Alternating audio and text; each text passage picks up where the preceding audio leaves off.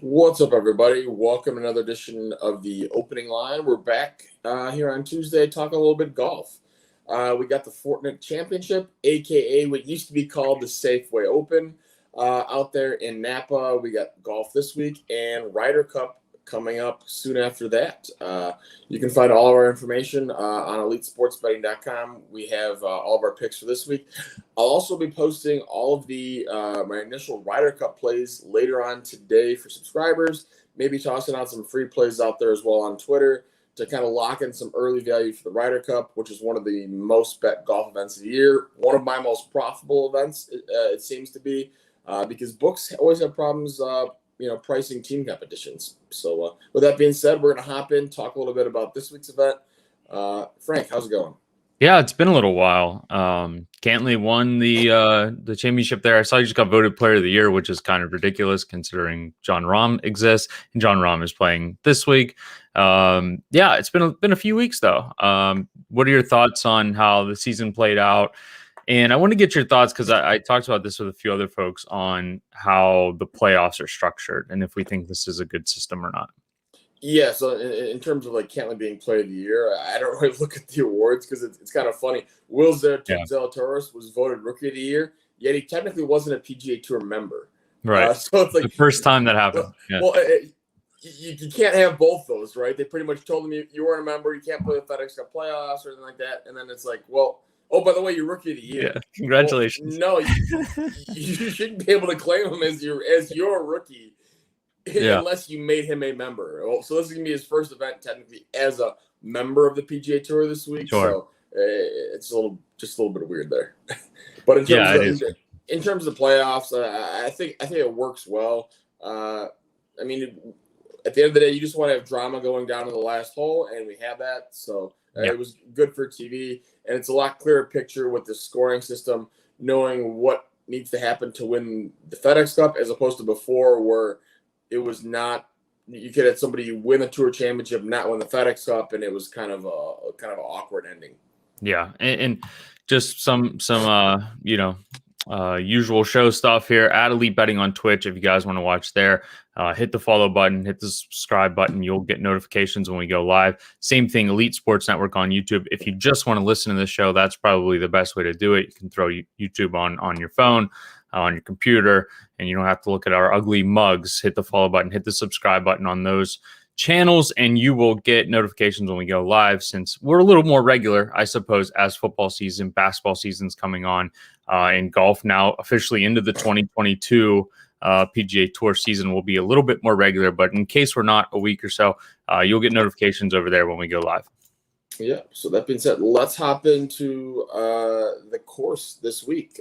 So this is a course that they've played at, I think, for about the last, I want to say 6-7 years, out there at Silver Hour Resort, North Course. This is really nothing special for a PGA Tour course. This is literally like a average course the way it works out in terms of the data set, right? In most weeks on tour, we're looking at a certain area of skill set. We're like, okay, you have to be really good at this or really good at this certain area for approach shots. That's not necessarily the case this week. In terms of approach shots, this is literally the most tour average golf course out there. Almost every yardage bucket is right on tour average. So at that point, this may sound weird. Just literally look at a total approach game. And the one thing we see putting's a little bit more important here than a normal weekend tour. So as easy as it sounds, you're going to be looking for guys that are good with approach play and good with putter. Off the tee is not as important here. We've seen guys that have hit it long and sprayed a little bit have success here. We've seen some short hitters as well have success here. So there isn't really one certain way off the tee that you have to play to be good here. And then around the green game isn't as important because it's not a super long golf course. So we're not having a ton of greens missed. So there's a slight decreased importance there. So kind of a little bit of a bump to approach and putting, a little bit of a decrease to off the tee and chipping. And that's exactly what I saw as well. Just a small decrease to driving. And then, of course, when that happens, you tend to get increases elsewhere, which will then happen in the putting section. What scores traditionally have we seen here? What scores are we looking at this week, do we think? Yeah, I think you're going to be looking somewhere in that 16 to 20 range this week is what I would expect, which isn't super low based on what we've seen from the PGA Tour the last couple months, but you're still gonna have to make a bunch of birdies, and making birdies in the par fives here is where guys make up all their ground. We've seen it in the past, and that's what Cam Champ as one here, right? Stuart Sink last year, one here. Those are guys that really played well in the par fives those weeks, and that's really the distinguishing factor, because if you can make birdies on, more than half of those, you're going to be making, a little bit of edge up on the field there. Sure. And talk about the field a little bit. We have, Rahm, the top of this board, somewhere around 3.5 to 4 to 1. It seems a little bit unfair that he's here. I have him in my model as the first off the tee, second on approach, and third putting. So it obviously happening because of how great he's played recently. And then you adjust for the strength of this field. He's the overwhelming favorite in this event. A few other guys towards the top there, Kevin Na, who recently won, Webb Simpson, who struggled a little bit last year, but now he's coming on to form. I suppose in general strategy, since this is a betting show, that sort of forces our hand to move down the board, doesn't it, a little bit? Yeah, I actually like Rahm being in this field because I don't think there's any chance he wins this event. As weird as that sounds, I think he's got the Ryder Cup coming up, so I'm not sure why he's playing this event. To me, this doesn't make much sense. He just played the Tour Championship 2 weeks ago. I don't really get why he's here and not just going to Whistling Straits, playing practice rounds, or kind of, prepping somewhere else. This is one where I don't know if he's going to be all mentally there and focused, because what was he really going to want to be grinding away, trying to win this thing on a Saturday and Sunday here, and then heading into the Ryder Cup, which is a grueling week of, emotions and everything like that going through, representing Team Europe. I don't know, and definitely not something I want to back at 4 to 1. So I think this is where we're going to get a value in the rest of the board, because Jon Rahm is in the field. So that's why I think I have 8 different guys bet from 65 to 1 to 160 to 1, because these are all guys that would be, the guys that are, let's say, 100 to 1 in this field. If Rahm was not in this field, those guys would probably be about 75 to 1. So right. I think we're going to have to play off that angle, and that's why I'm getting value down the board, is because I don't think Jon Rahm's going to win this event. And he's definitely a guy in the past that he's gotten better, but he still gets distracted, right? Like, we see his attention get pulled away. Not like DJ, who will show up in these events and win them pretty handedly. Like last year, he shot 30 under in the one event to edge Harris English by 6 shots or whatever it was. And DJ is sort of a different level of focus, where I do think Rahm at times will get sort of pulled away in other directions as well. So let's jump into it. This week, we've talked about what you need, to get around the course.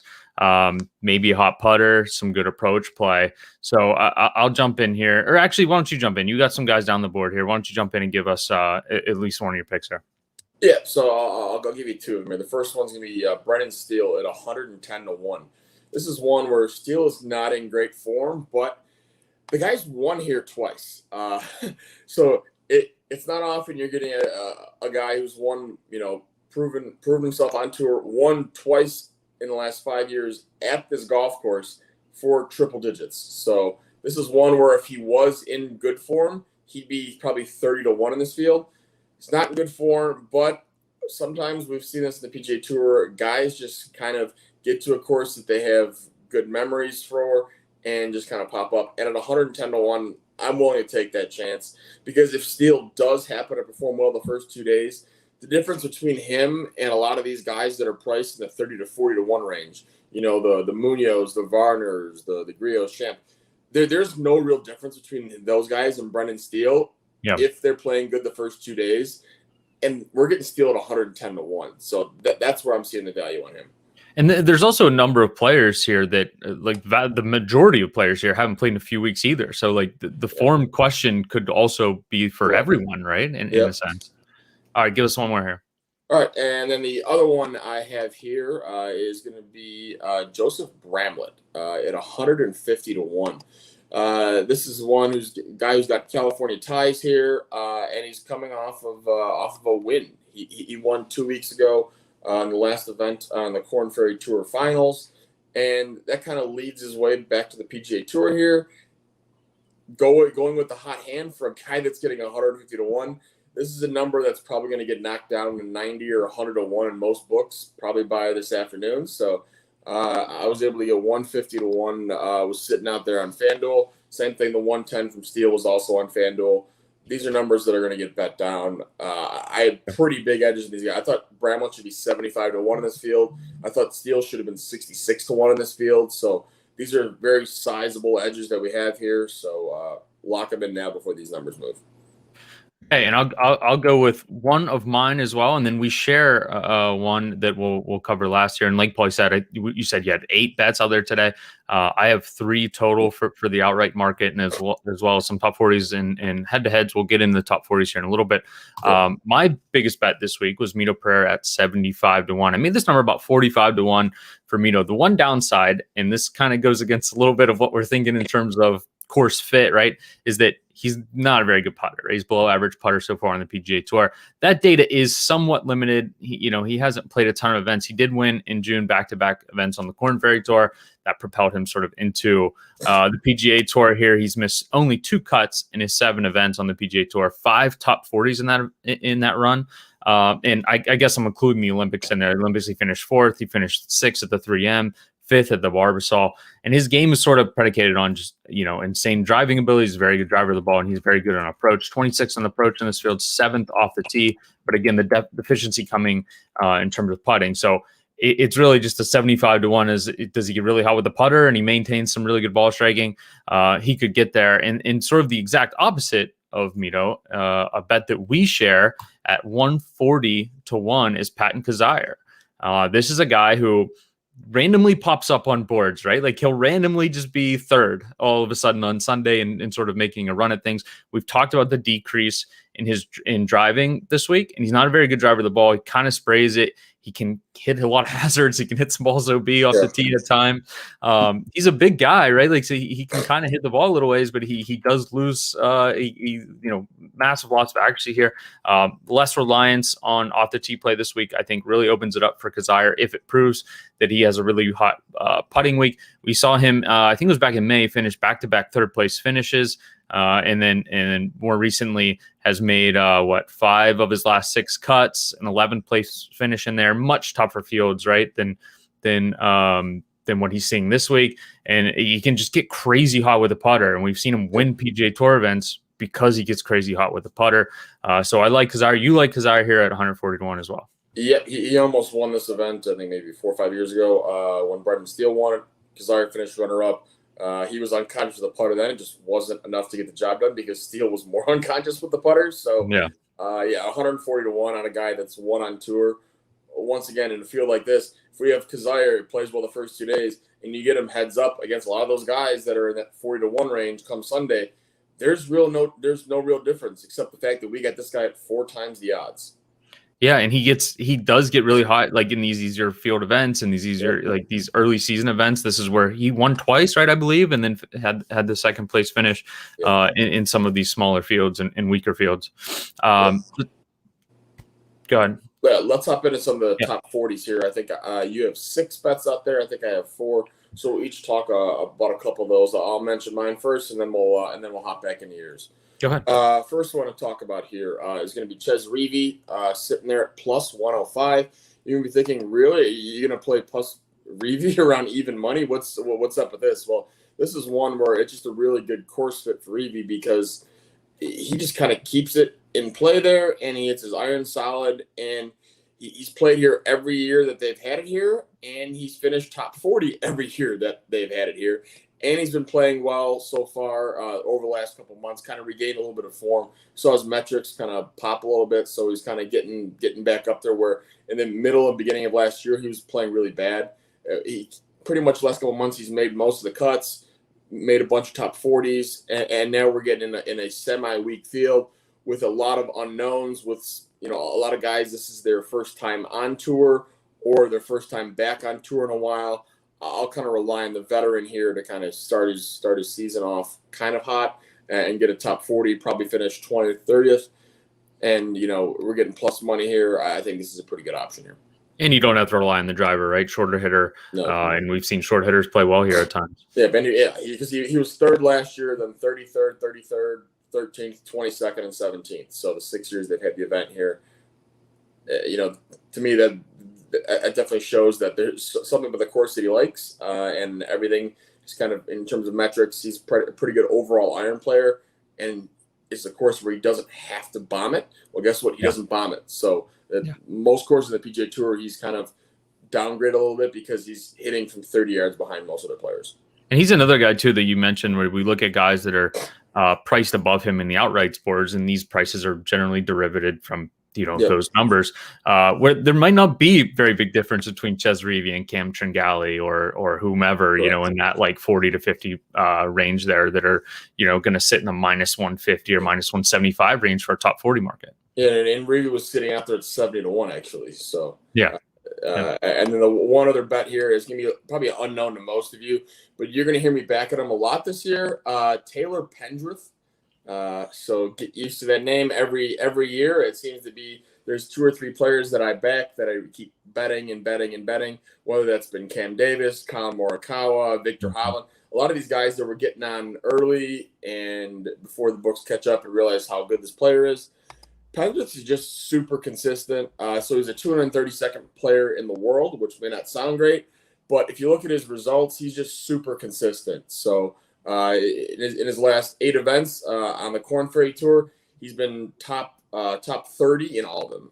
Top 34, 34th or better in all of those. So the guy's playing consistent, good golf, coming into a field that honestly isn't much different beyond the top about 15 players in this field from a Korn Ferry Tour event. And we're not looking for him to win here. We're looking for him to top 40. We're getting plus 160.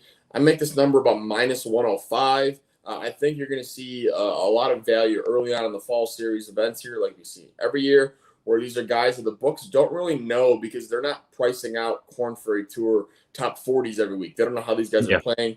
So let's take advantage of that before the books figure that out. Get Pendleton at plus 160. I think it's a pretty good chance he makes the cut. And from there, top 40 out of 65 is well within reach for one of the most consistent players in the Korn Ferry Tour. And coming over from the Korn Ferry Tour, I mean, you could see situations where, because they are derived from the outright market where, maybe his price is a little bit high because he's coming on the PGA Tour. Maybe don't expect him to win necessarily, but a lot of the times just good ball striking will get you into the top 40, especially in a field like this that really isn't that different from Korn Ferry or a Euro Tour event or something like that. Yeah, definitely. So what are some of the finishing props you have? Yeah, I've got 2 good ones here. Pat Perez plus 150. He's actually finished top 30 or better in 5 of the last 7 events. I like this event for him. He made it all the way down to the Northern Trust here, I believe. Northern Trust here. So he did make the playoffs last year. He played 100 rounds last year, which is more than he's played. He played 100 rounds in 2004, which was like sort of our first, data capture of things. And he's played 100 rounds last year. So, he played decently well. He's made a lot of cuts. 5 of his last 7 cuts, like I said, he's finished T30 or better. I think even going back to since the beginning of May, he only finished outside of the top 45 3 times, and that's something like 11 or 12 events here. So plus 150 in this field, and the fields that he was playing were generally better than what this field is going to be. And his game has almost all of it is relying on short game now, right? Like he's not a great driver of the ball. Whatever he loses there, he kind of makes up an approach, but he can get super hot with the irons. He can get super hot with the putter, which is kind of what we want this week. So Perez at top 40 as an underdog price here, I think is worth some value. And then talk about guys that are playing well towards the end of the season here. Harry Higgs was certainly one of them. We saw them holding through the playoffs here. He worked his way. Sorry, I'm just bringing up his numbers here. He worked his way down to the BMW where he finished T38. That was a shortened field, but he finished T16, T15 in the events before that after missing something like 4 cuts in a row. So kind of riding the hot hand here with Higgs. Kind of the same story as Perez. Kind of not so great off the tee, not the best approach player in the world, but he has a really good short game. And if we're sort of depending on that, I think at least one of these guys is going to get through. And if they do that, we're making money because we got 2 dogs here at plus 150 and plus 175. And like Paulie said, I have a handful more out in the bet package there, elitesportsbetting.com, where you can get in some top 40s, some outrights as well. Yeah, you had Perez finished 9th here last year. Higgs finished runner-up here. So you got guys that have had success in this golf course, getting plus money. Books kind of aren't paying attention to some of these numbers they're posting, because guess what? It's football season. They're not getting a lot of volume in these. Yeah. So let's take advantage. Money's green no matter where it comes from. So let's take advantage of it, get some money from the golf side here. So as Frank said, everything's up on EliteSportsBetting.com for all of our bets for this week. I'll also be posting Ryder Cup bets for subscribers early this afternoon. And then I'll be putting a tweet out there on Twitter if you want to retweet or like that later on today. And if we get a certain number of retweets or likes, I'll probably toss some free plays out there for Ryder Cup to lock in. It's one of the favorite events of the year to bet, to watch. We get massive edges on some of these things by locking in early. So keep an eye out for that. And if not, we will see you guys next time. See ya.